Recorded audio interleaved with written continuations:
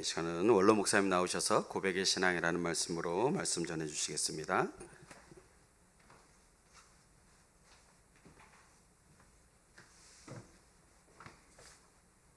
기도하겠습니다. 주님, 오늘도 복되고 복된 날 이렇게 우리에게 허락하시고 세상의 이 수많은 사람들 가운데 우리를 택하고 뽑아주셔서 하나님 앞에 나와서 너무나도 귀한 시간, 귀한 예배 드려 하나님과 만날 수 있고 또 하나님과 그 임재의 경험을 이 시간 누리게 해주심을 감사합니다. 하나님, 이 시간도 주의 말씀이 증거되는 시간인데 부족한 종이 하나님의 말씀을 들고 단 위에 섰습니다. 주님, 사람의 모습은 십자가 뒤에 감춰주시고 주님의 말씀과 주님의 능력과 성령의 임재하심만이 우리 가운데 나타나게 하여 주시고 그 성령의 임재를 통해서 충만한 우리 그리스도인의 영적 삶이 회복되게 하여 주시옵소서. 이 자리에 참석하지 못하고 또 온라인으로 예배하는 자들, 또 그렇지 못할지라도 어디에 있든지 모두 기억해 주시고 하나님, 우리와 한 마음으로 같이 나누는 형제 자매의 귀한 믿음을 그들에게도 내려주셔서 다음부터 하나님 앞에 나와 정말 온 마음 다해 그리고 온 몸 다해 온전한 믿음으로 예배하는 예배가 회복되게 하여 주옵소서. 함께 해주심을 감사드리며 예수님의 이름으로 기도드리옵나이다. 아멘. 제가 머리를 좀 짧게 깎았습니다. 그랬더니 지난 목요일 날 강화에서 제가 그 더조 유니온 식구들하고 이렇게 저녁 식사를 할 모임이 있어서 나갔더니 내가 들어가니까 막 쳐다보면서 막 웃어요. 그래서 왜 웃냐 그랬더니 머리를 짧게 깎아서 웬 청년이 들어오는 것 같아서 웃었다고 그래요. 근데 거기서 끝난 게 아니라 우리 더조 유니온 대표 김성찬 목사님이 돌아가서 글을 썼습니다. 그래서 1부는 인천에서 신방하고 강화에 신방하는 것까지, 그 다음에 2부가 이제 식사 자리야. 거기에 멀리 교동에서 최병문 원로 목사도 동석했다. 그런데 우리는 한바탕 웃었다. 갑자기 인민군 소주와 머리를 하고 나타났다.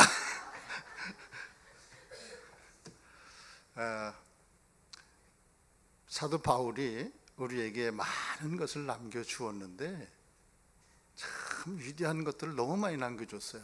그죠? 하나님의 말씀이 우리에게 주어졌으니까 그거 이상 더 위대한 건 없겠죠. 그런데 이 말씀 속에 나타난 바울의 그 신앙이 너무 위대하고 너무 크고 너무 아름답고 너무 좋은 거예요. 제가 10월 마지막 주에 목사님이 여기서 설교하실 때 그 설교 중에 하나님께서 내 머리를 탁 스친 한 말씀이 바로 오늘 말씀이에요. 그래서 주부에다 허를 메모해가지고 집에 가서 이제 기도하면서 오늘 말씀을 준비하게 된 거예요. 근데 바울의 신앙을 보니까 위대한 신앙 고백가 많이 있는데 나도 좋아하는 말 가운데 하나지만 흔적이라는 말을 남겨놨더라고요. 흔적. 내 몸에 예수 그리스도의 흔적을 가졌다. 갈라디아서 말씀에 6장 17절에 그렇게 말합니다. 자기 몸에 예수의 흔적을 가졌다. 예수의 흔적? 흔적이 뭐예요? 지나간 발자취도 되는 거예요. 나의 어떤 행동에 남음, 뒤를 돌아보니까 내 모습이 보이는 거예요. 뒤를 돌아보니까 이것이 흔적을 가졌다.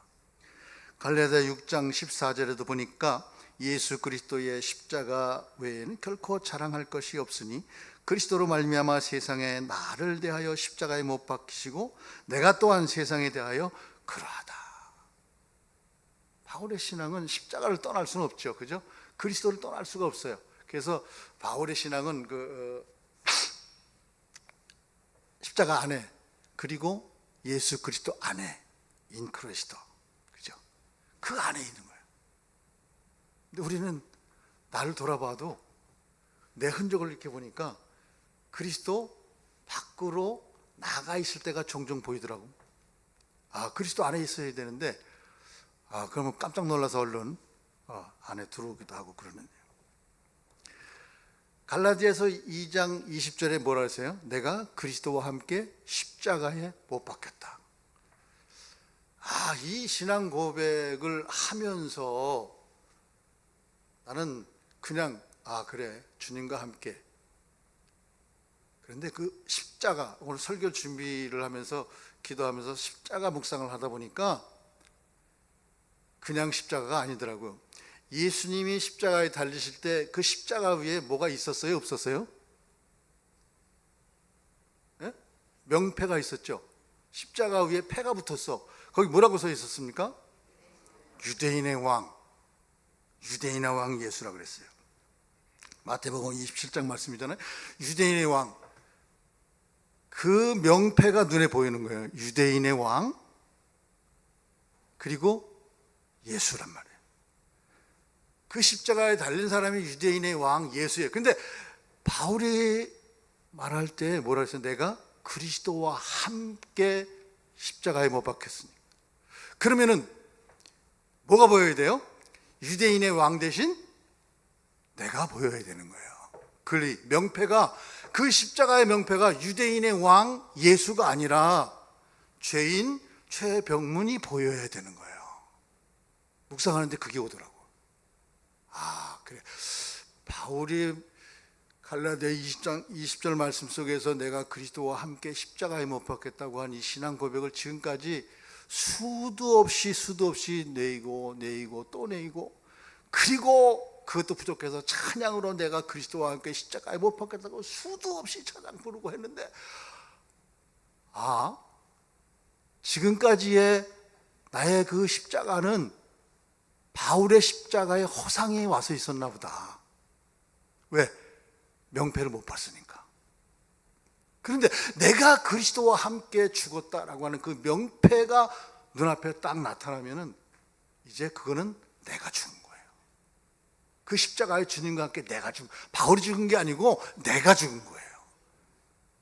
그 명패가 우리 모두의 명패가 될 수 있기를 축복합니다. 개개인의 명패가 될 수 있기를 축복합니다. 그래서 그 십자가를 묵상하다 내가 너무 가슴이, 제 아내가 요새는 뭐 여러 가지 일 때문에 이제 월요일 날 나오면 여기 수경이네 집에 이제 거의 금요일까지 머무는데, 월요일 날 저녁에 전화했어요. 뭐 하냐고. 나 설교 준비하지. 네. 설교 준비, 무슨 설교 준비를 하냐고. 간증하면 되지. 무슨 간증을 하니까 요새 단일 기도회에서 매일 간증하는데 간증하면 되지.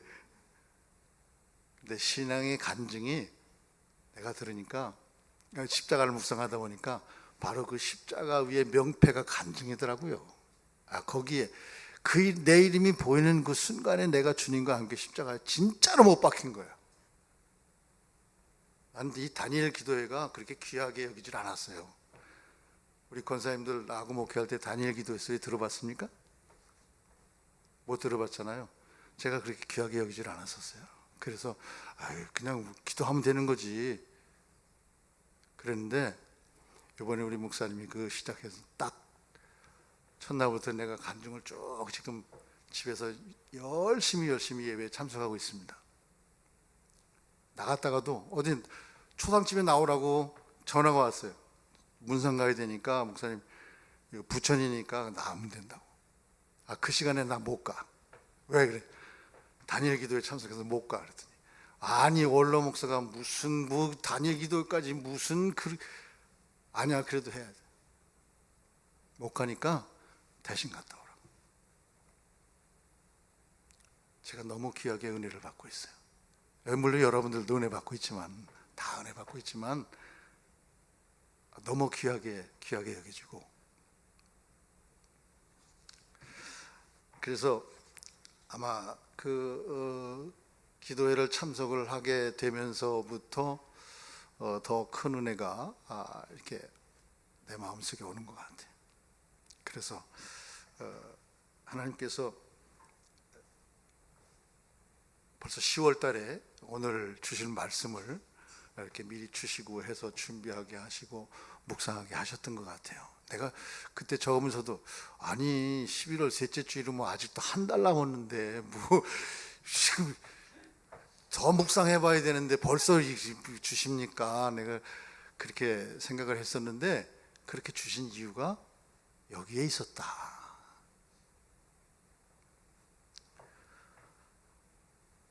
디모데후서는 우리가 아는 것처럼 바울이 디모데에게 쓴 편지라고 그랬어요. 두 번째 그것을 썼어요.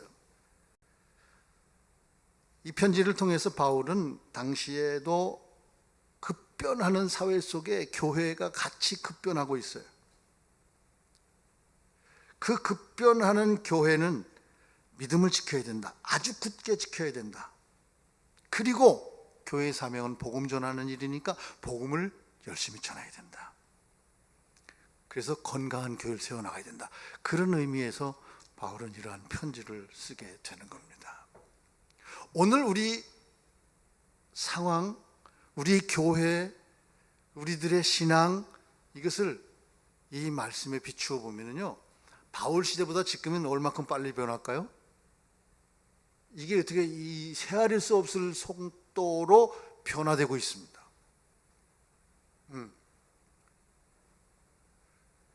얼마나 빨리 변하는지 몰라요. 그러면 교회는 어떨까요? 교회도 그렇게 빨리 이게 흔들리고 있다는 거예요. 쉽게 말하면 변화되고 있다는 거. 그 이 세상의 변화 속에서 폭풍이 있는 바다에 흔들리는 배처럼 많은 교회들이 흔들리고 있을 때, 교회들아, 너희는 믿음을 굳건히 지키고 복음 전도의 사명을 다하는 것이 건강한 교회다, 흔들리지 않는 교회다 라고 바울은 우리에게 지금 말씀해 주고 계시는 거예요. 그 당시의 말씀이었지만 지금 나에게 주시는 말씀이고, 지금 우리들에게 주는 말씀이고, 지금 우리 교회들에게 주시는 말씀이다 이 말이에요. 하나님은 그 많은 간증자들이 그래요. 한치의 오차가 없다고 간증하잖아요. 하나님은 오차가 없으시더라고. 그래, 한 달 전에 미리 말씀 주시니 오차가 없어요.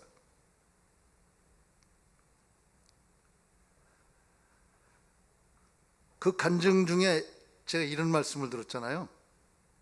믿음이 어디에서 오냐? 어떤 목사님이 그러셨죠, 그죠? 믿음이 어디에서 온다고 그랬어요? 들음에서 온다고 그랬어요. 들음은 뭐라 그랬어요?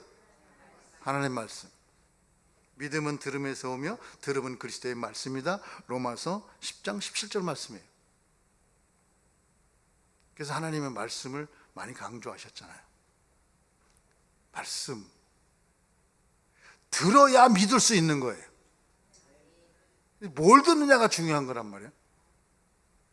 어저께 권호중 집사가 세 가지를 그냥 단호하게 끊으라고 이야기하잖아요. 그런 말씀을 들어야 되는 거예요. 그래야 끊어지는 거지. 그런 말을 안 듣는데 어디 가서 술 끊고 담배 끊고 음란 끊고 다 끊을 수 있어요. 그런 말씀을 들으니까 하나님의 말씀에 근거된 자기 삶의 간증이에요. 간증이라고 하는 것이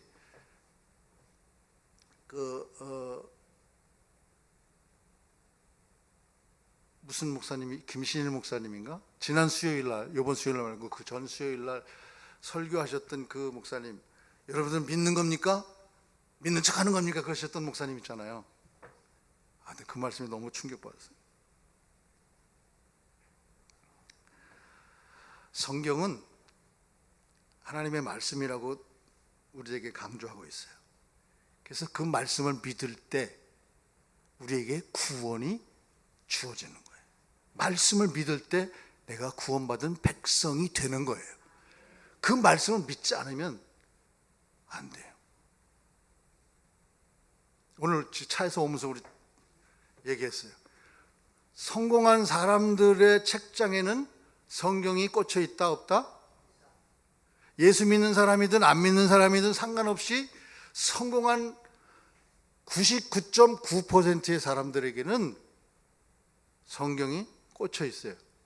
읽었을까요? 안 읽었을까요? 읽었어요.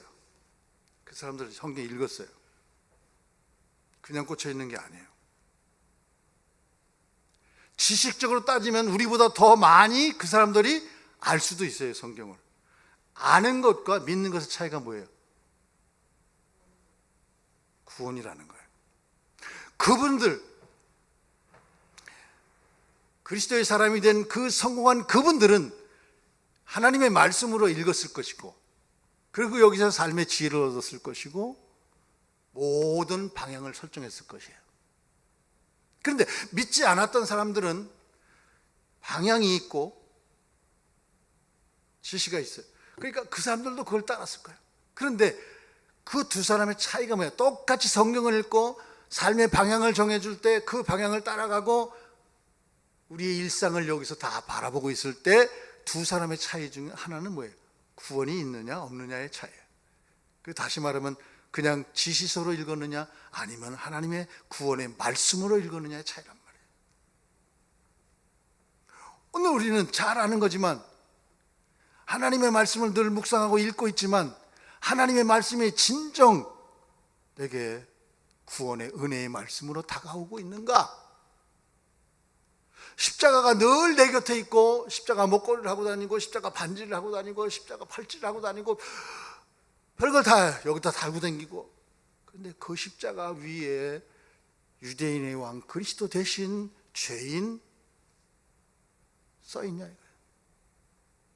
그걸 볼 수 있어야 되는 것이 신앙 고백이에요. 그걸 볼 수 있는 게 고백적 신앙이에요. 바울은 내 몸에 그리스도의 흔적을 가졌다고 고백하고 있잖아요. 우리 몸에 흔적이 뭐가 있어요? 인간적인 흔적은 많이 있습니다. 제가 지난달 설교 때 그랬죠. 다리가 한 번 부러져 가지고, 그 당시에 나 초등학교 2학년 때니까 8살 9살, 지금부터 3, 4년 전에 62년 전에는 돼지 한 마리면 얼마큼 값이 나갔을까요? 그 돼지 한 마리 먹었다니까, 내가 통째로. 이게 흔적이에요. 근데 거기서 멈춰야 되는데, 그 돼지 한 마리 먹고 그 다음에 반 마리 또 먹었어. 여기 또 날라갔어. 조금 더 있다가 또 뭐 쫙 하니까 여기 속에 뼈가 다 드러나게 막 쫙 째지고, 제가 웃으면은 여기 보조개가 들어간다고, 참 그래. 이게 보조개가 아니에요. 흔적이에요. 흔적이에요. 이 나무 이렇게 툭툭툭 잘라놓고 기둥 세워놨는데 그 옆에 가서 서 있다 이렇게 하다 여기 퍽 찔러갖고 속으로 뚫고 들어가질 않아서 다행이지. 흔적이에요. 그런데 이게 여기 있던 건데 어린이 되면서 얼굴이 커지니까 여기까지 올랐더라고. 이런 흔적이 아니라, 이런 흔적은 하나쯤 누구든지 다 갖고 있어요. 어렸을 때 이런 흔적들은, 그죠? 이런 흔적이 아니라 예수 그리스도가 구주이시고 예수 그리스도가 구원자요. 그분이 나를 건져 주었어.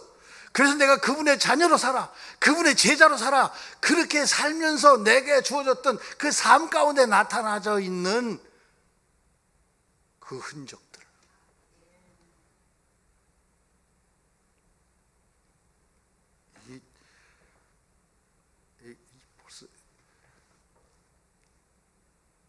여러분 질문 하나 드릴게요. 여러분들 송구영신 예배 때 여기 나와서 기도하면서 뭐 뽑았죠? 기억하세요? 올해 나에게 주신 말씀.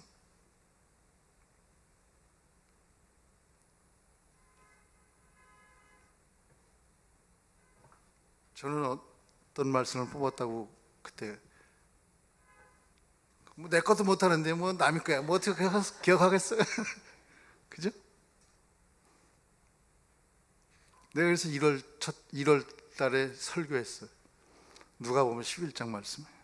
구하라, 찾으라, 두드려라. 그래서 1월 달에 그 말씀 갖고 내가 설교했어요. 그러면서 오늘 바울의 말씀처럼 전도자의 삶을 살아야 되는데, 어떻게 전도자의 삶을 살 것인가? 카페에 내려가서 아침에 청소하면서 기도하면서 유튜브를 딱 틀어요.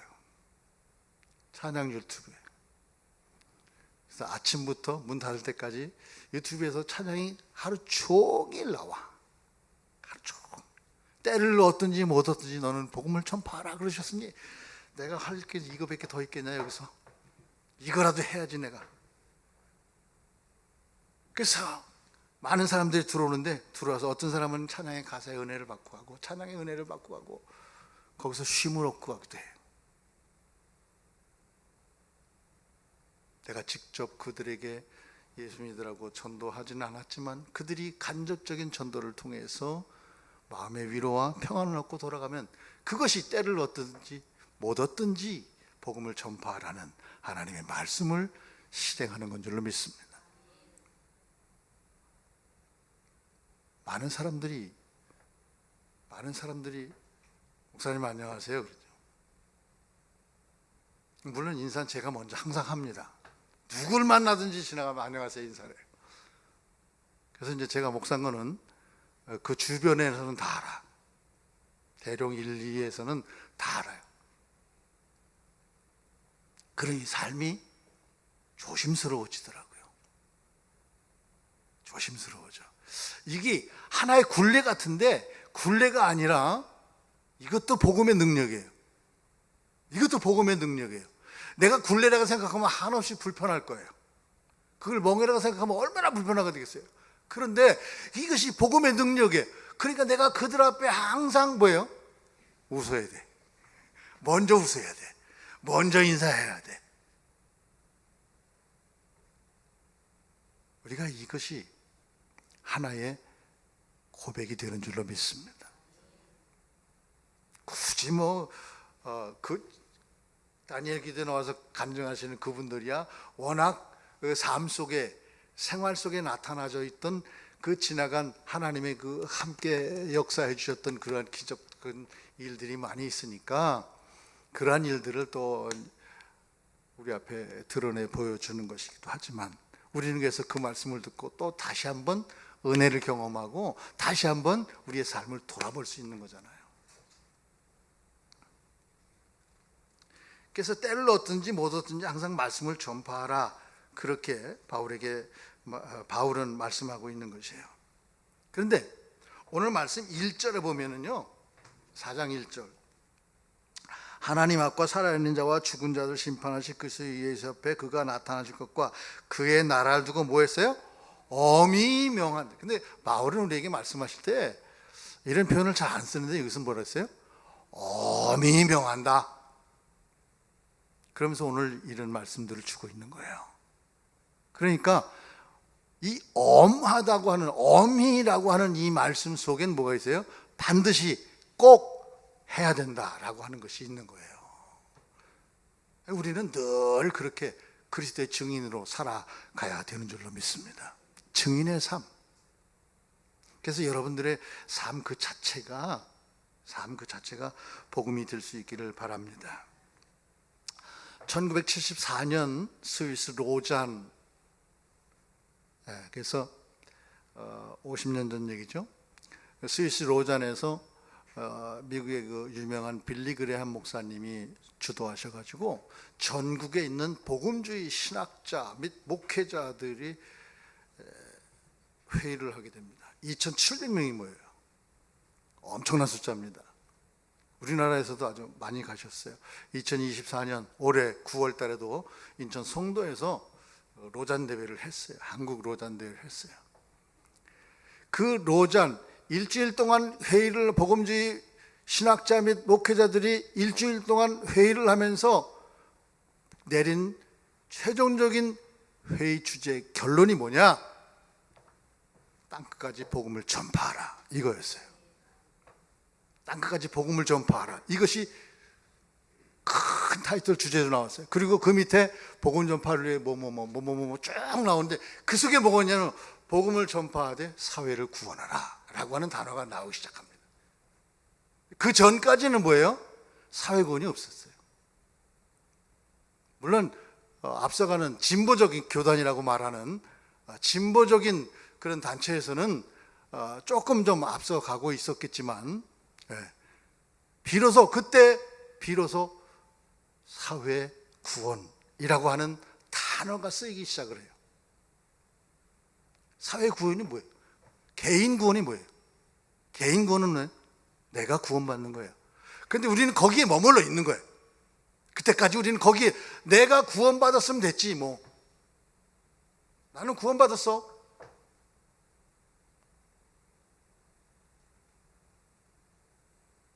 그래서 이 개인 구원의 정점에 이른 이단이 하나 있는데 그 기단이 기쁜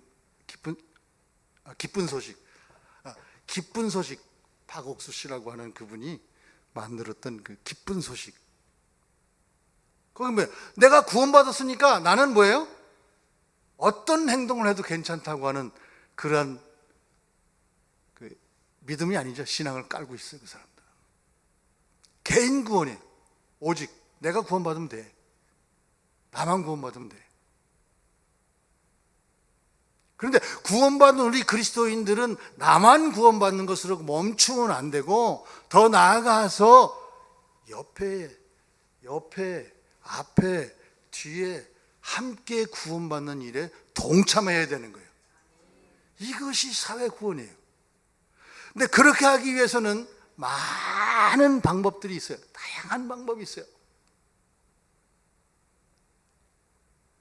가장 그 방법들 중에 핵심적인 건 뭐냐? 내가 예수의 삶을 사는 거예요. 내가 그리스도의 삶을 사는 거예요. 그래서 제가 항상 설교할 때마다 말하는 게 뭐야? 삶이 복음되자. 그러면 개인 구원과 사회 구원이 동시에 나타나는 거예요. 삶이 복음되자. 하나님께서 바울을 통해서 우리에게 들려주신 이 귀한 말씀, 때를 얻든지 못 얻든지 복음을 전파하는 일. 근데 바울은 뭐라고 이야기하냐면은 나는 이미 모든 것이 다 갖춰져 있고 준비되어 있고 마무리할 준비까지 다 돼 있다. 6절. 전제와 같이 내가 벌써 부어지고 나의 떠날 시각이 가까웠도다. 그러니까 사도행전에서 그가 다메섹 도상에서 예수 그리스도를 만나서 사울이 바울 되어진 그 순간부터 지금 여기 마지막 시간이 가까웠도다 라고 하는 이때까지 바울은 뭐예요? 전체의 삶이 그냥 복음이에요. 복음이에요. 그러니까 그의 삶이 복음될 수 있는 것은 뭐예요? 바로 자기 자신의 구원에 확실한 믿음이 있었기 때문에요. 이것이 구원의 능력이어야 돼요. 이것이 우리 복음의 능력이어야 돼요. 확신 너무 분명한 거야 이건. 옆에서 아무리 흔들어도 절대로 안 넘어가. 아무리 도끼로 찍어도 안 넘어가. 도끼가 깨지면 깨졌지 바울은 안 깨지는 거예요. 내가 감옥에 갈지언정, 내가 주를 위해서 목숨을 버릴지언정, 나는 주를 향한 나의 확실한 능력, 믿음, 복음 그 안에 벗어나지 않는다. 오늘 우리가 살고 있는 이 사회는 너무나도 우리를 넘어뜨리려고 그리고 우리를 찍어대는 그 도끼와 같은 칼날들 그리고 우리를 썰어대는 톱들 이런 것이 너무 많아요. 너무 많아. 어떤 방법으로 찍어댈지 모르고 어떤 방법으로 잘라내려고 할지 몰라요. 그런 상황 속에서 우리가 무장될 수 있는 것은 뭐예요? 구원의 확실한 능력이고 복음의 말씀이어야 되는 거죠.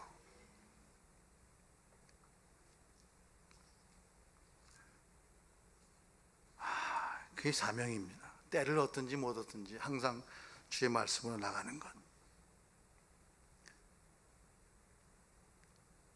나는 선한 싸움을 싸우고 나의 달려갈 길을 마치고 믿음을 지켰다. 선한 싸움이잖아요. 믿음이. 그래서 선한 싸움을 위해서 뭐예요? 결코 믿음을 흔들리지 않았다는 거예요. 그것을 끝까지 지켰다는 거예요. 오늘까지 복음의 훌륭한 싸움을 싸워 오셨습니까? 오늘까지 나의 달려갈 길을 바울처럼 다 달려갔다고 고백하십니까? 오늘까지 나는 정말 흔들리지 않는 믿음으로 여기까지 왔다고 자신 있게 하나님 앞에 그리고 많은 사람들 앞에 고백하며 그렇게 영광 돌릴 수 있습니까? 바울은 그렇게 고백하고 그렇게 고백하는 신앙이 되면은 8절 말씀해 보니까 뭐라고 말씀하죠? 의의 면류관, 하나님께 주실 상급이 준비되어 있다. 나뿐만 아니라 뭐예요? 주의 나타나심을 사모하는 모든 사람들에게 동시다발적으로 주실 것이다. 오늘 우리에게도 주어졌나요? 안 주어졌나요? 하나님의 약속의 말씀은 우리에게 주어졌습니다. 오늘 나의 신앙 고백, 나의 고백적 신앙은 무엇입니까? 내가 이만큼 예배 드렸는데, 내가 이만큼 봉사했는데, 내가 이만큼 섬겼는데, 내가 이만큼 헌금했는데, 내가 이만큼 했는데, 이게 고백이 아니라는 거예요. 그건 할 수 있어요. 우리 몸이 안 부서지면 할 수 있어요.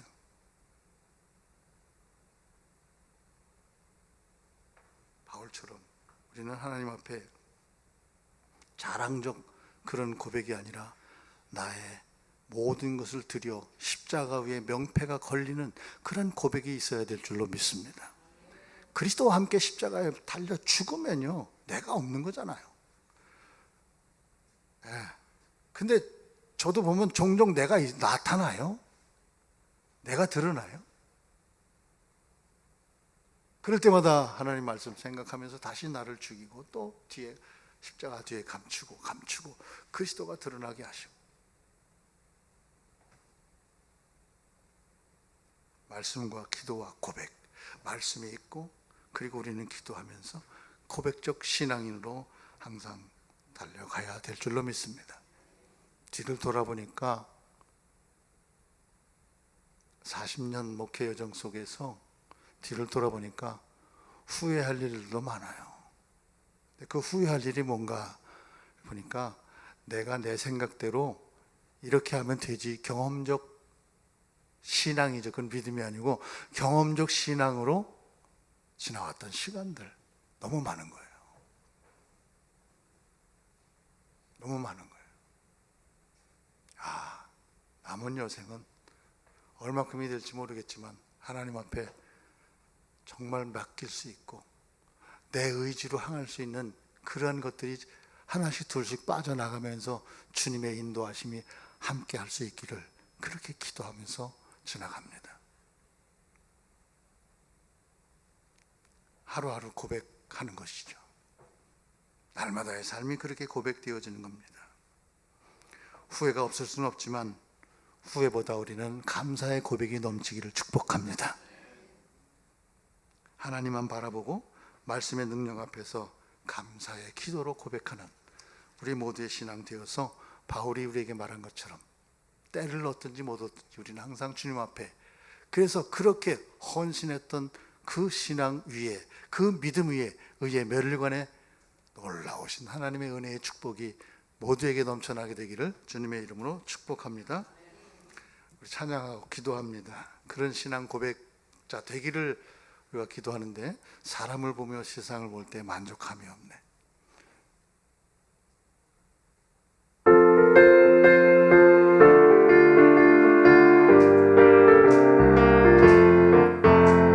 사람을 보며 세상을 볼 때 만족함이 없었네. 나의 하나님 그분을 볼 때 나는 만족하였네. 저기 빛나는 태양을 보라.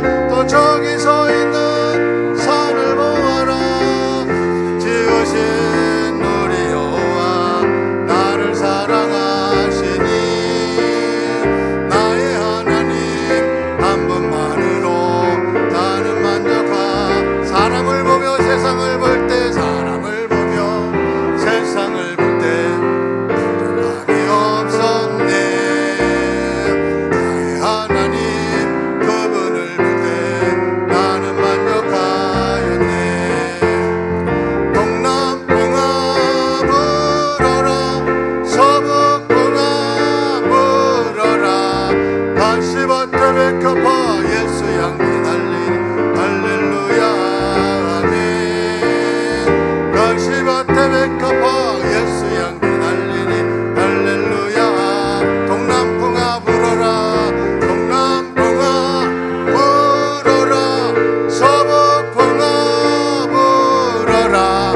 가시밭에 백합화 예수 향기 날리니 할렐루야 아멘. 가시밭에 백합화 예수 향기 날리니 할렐루야 아멘. 할렐루야 아멘. 네, 기도합니다. 가시밭에 백합화 향기 날리듯 우리의 믿음의 신앙 고백이 이 어지럽고 혼탁한 세상에 그리스도의 향기 날리는 그러한 고백 신앙 되기를 간절히 기도하겠습니다. 주여 한번 부르고 기도합니다. 주여